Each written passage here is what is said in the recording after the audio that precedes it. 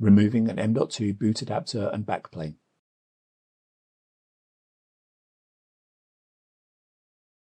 Remove the top cover.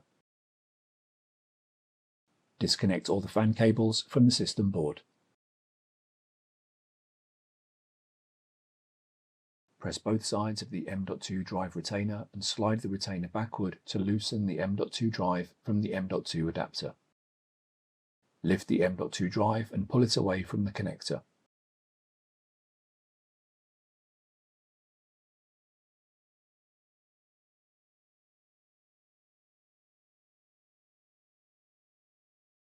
Unhook the wire bail on the cable from the connector and then disconnect the cables from the M.2 boot adapter.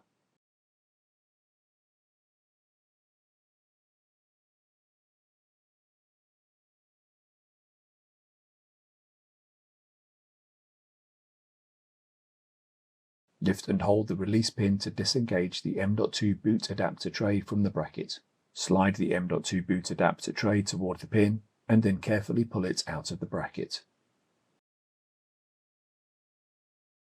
Unfasten the two screws that secure the M.2 boot adapter to the tray.